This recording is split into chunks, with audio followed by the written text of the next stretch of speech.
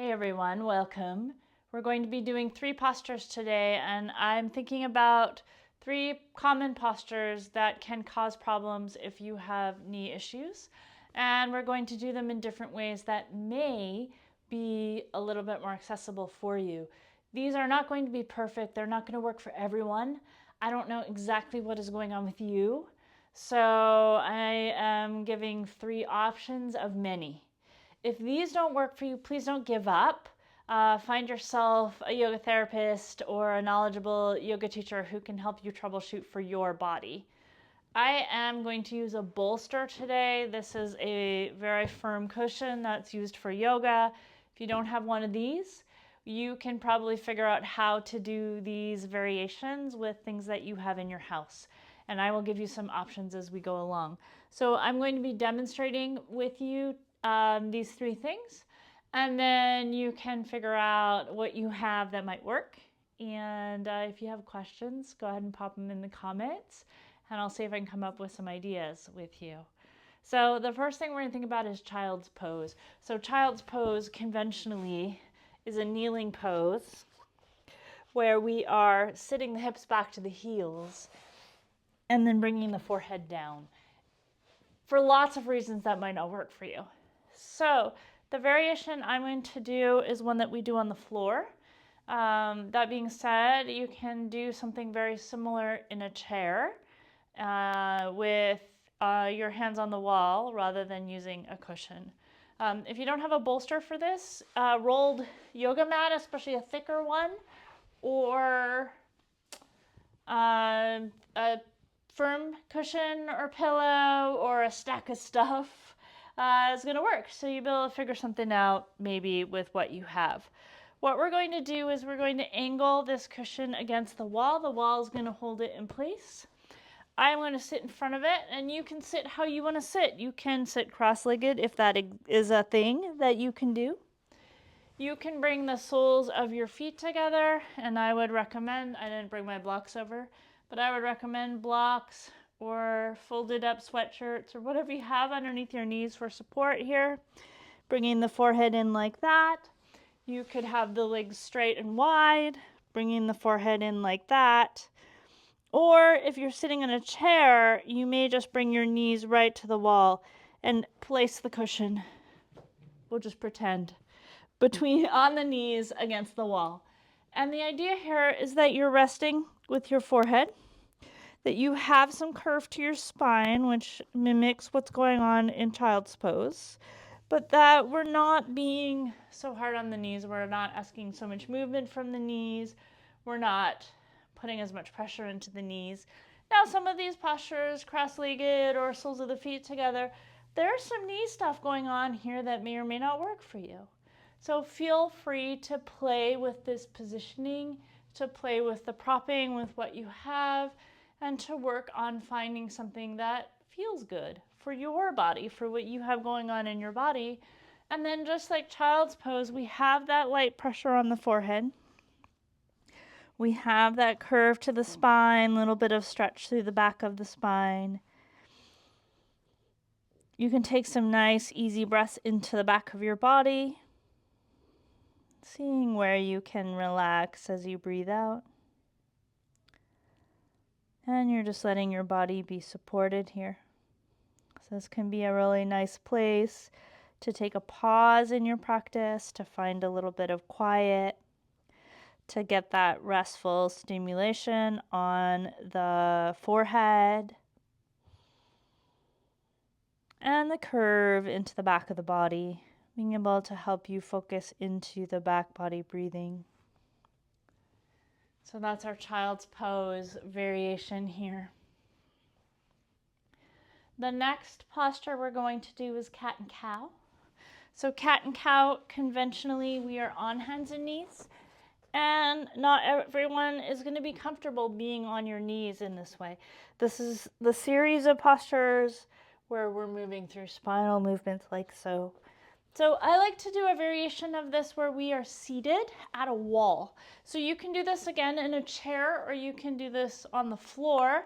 I'm going to actually just appropriate my cushion here to sit on. And the first thing you're going to figure out is how far away from the wall you're going to be. So we would like to be able to place your hands on the wall about shoulder height, like so. So I am actually just probably a little bit too far away. So we are coming to the wall, hands are on the wall. And again, I happen to be sitting cross-legged. You could easily do this in a chair, which is actually a really nice way to do it, or you could change up the position of the legs as needed. So what we're going to do here is just a little bit of cat and cow. We have the hands forward on the wall, but we've turned ourselves relative to gravity, so the spine is upright instead of horizontal. Taking a nice easy breath in here. As you exhale, you're going to come towards cat pose. So tailbone tucks, spine rounds back away from the wall. You press the hands into the wall. The one thing I really like about this variation is it's similar to being on the floor. And then your chin comes in towards your chest, taking a few breaths in cat. And then as you come towards cow pose, you're going to start to bring the heart forward between the arms towards the wall. We're going to keep those elbows straight. Heart comes forward, tailbone lifts back, a little bit more arch in the low back in towards the wall. And maybe if it feels good in your neck, you're going to take your gaze up the wall. Breathing in that first cow pose. And then we're going to go back and forth. So coming into cat pose and coming into cow pose, following your own breath. Keeping your elbows straightish, using the wall and the hands on the wall to feel into this movement. Now, one thing that can happen here is a little bit of restriction around the hips. So you notice I'm sitting up a little higher. That's going to help me on the floor to get this movement here through the pelvis. And if you're in a chair, you may want to scoot just towards the edge of the chair. So it's the same thing. You'll be sitting on the seat of the chair with the hands on the wall.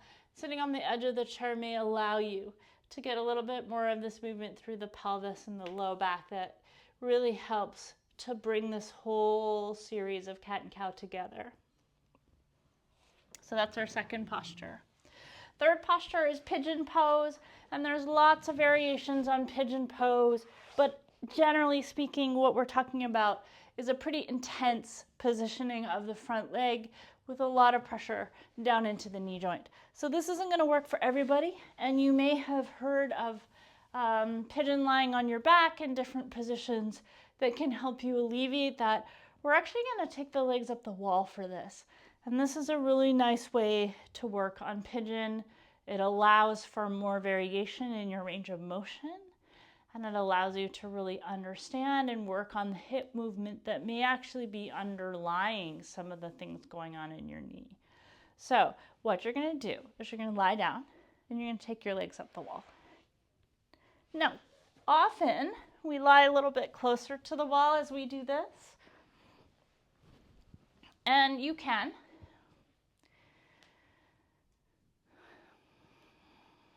But ideally, we want to be somewhere where we maybe still have a little bit of space between the low back and the floor, but also where we're not starting to feel like if you go too far away, the wall's not going to feel supportive for you.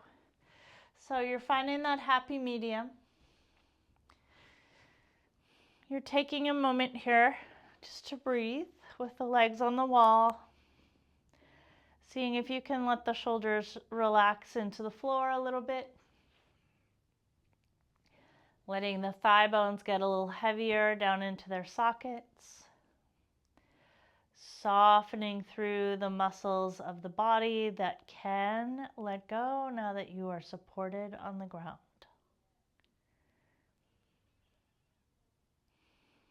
And then we're going to see if we can really start to isolate the movements as we go through this. So the first thing is you're going to see if you can keep the left leg relaxed, the abdomen relaxed as you bring that right leg away from the wall. So if you need to brace in order to bring that right leg away, you're going to see if you can find some softness. Maintain that softness as you lift the leg. Sometimes that's just where we work for a little while. If that's going well for you, you can reach that leg across the left. Now all this movement's in the right hip, so I'm not rocking on my pelvis, I'm not hiking my hip up towards my armpit, I'm just quietly taking the leg across. From here, I'm going to let that right ankle slide down my left leg. And I'm just going to slide down as far as it easily slides down. There's no pressure here to get into a deeper range of motion. If it ends up on the knee and that's comfortable for you, I'm fine with it. If it's uncomfortable, just adjust a little bit. And then you're going to think about this right leg as a gate with two hinges. One is in the right hip.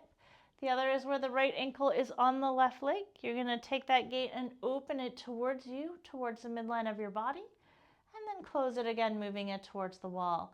As you do this, we want the pelvis to stay still and quiet on the ground. Soft through the abdominal muscles, quiet through the left leg. Just getting a little bit of nice easy movement here in the right hip. Paying attention to sensations as you go.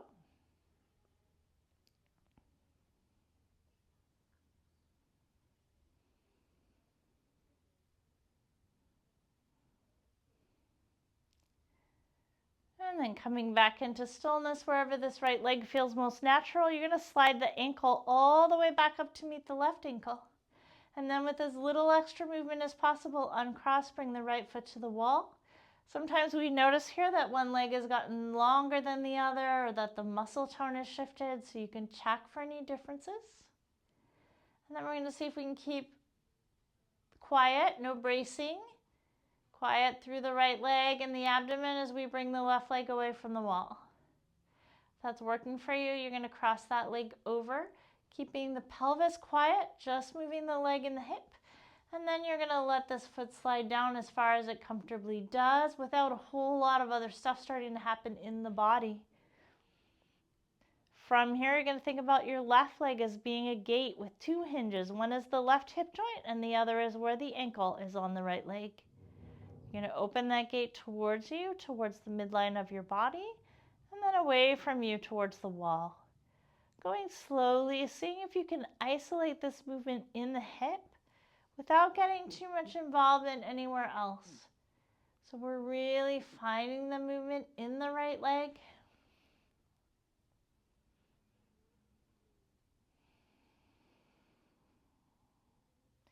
Trying to keep the pelvis still without bracing.